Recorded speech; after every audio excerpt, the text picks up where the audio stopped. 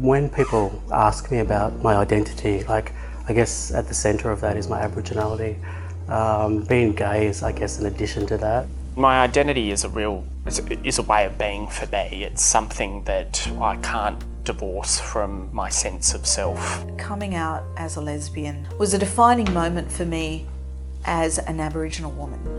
I had the embrace of a community who, already marginalised, actually didn't have any baggage around my Aboriginality, and in fact were encouraging me to make a deeper connection with who I was as an Aboriginal woman.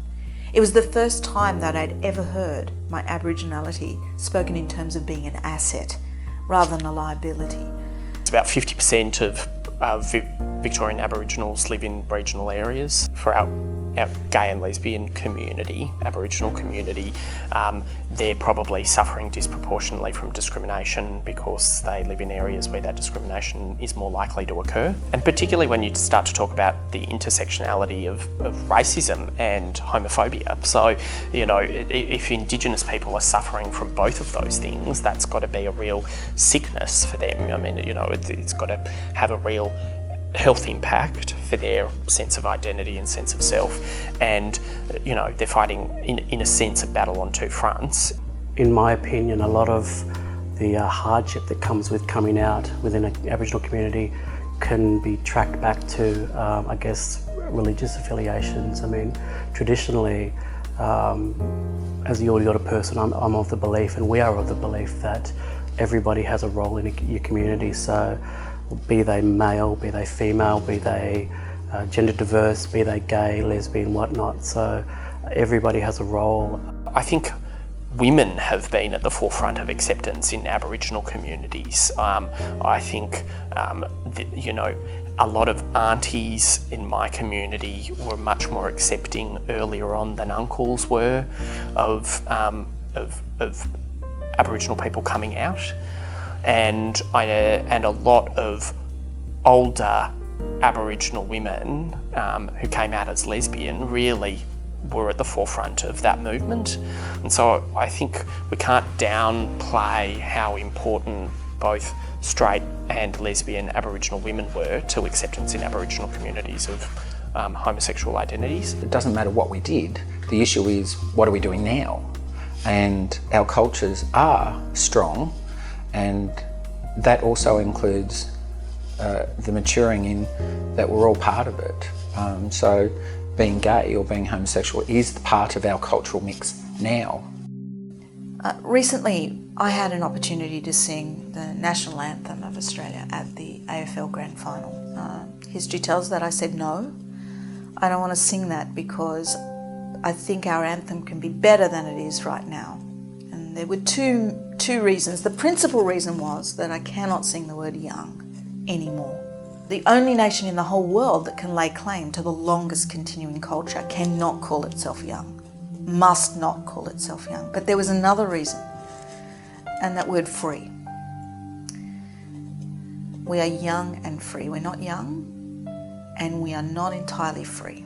We're certainly not free of ignorance, the ignorance that leads to racism.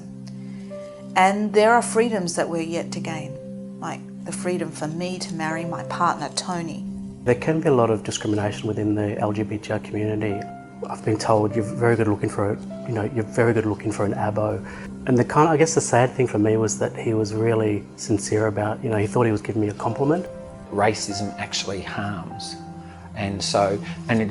But any ism actually harms. Sexism harms, any type of discrimination based on our orientation as gay people harms. Even structurally, you look at within Victoria here, it's been very hard for Aboriginal LGBTI people to be serviced by the broader LGBTI health services. The issues around getting messages across around sexual health and reproductive health and all that, it's better if it comes from within an Aboriginal circle of the Aboriginal community, and that's the way Aboriginal people like doing it, so that Aboriginal people can do things that's going to be a way that suits the rest of the community.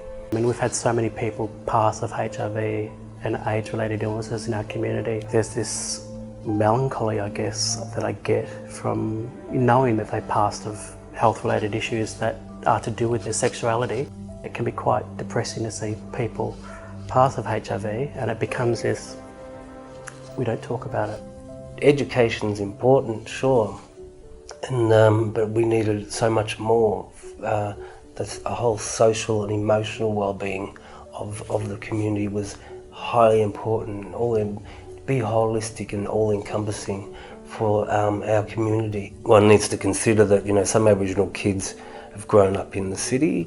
Then you've got kids who have come from the river, and so they're used to a township sort of mentality. And then you've got people who grow up in desert country, and you've got kids that'll grow up sadly on tips and in institutions. You've got to keep it in mind that these kids are coming from such diverse backgrounds that you've got to be broaching all the things that you bring up about LGBTIQ, if I've got it right.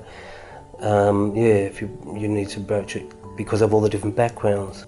We actually need the health sector to come in and work with us. Within any kind of sector, I just want to kind of see an attempt to embed or incorporate our sexuality and our cultural identity. We need to look at people as whole beings rather than,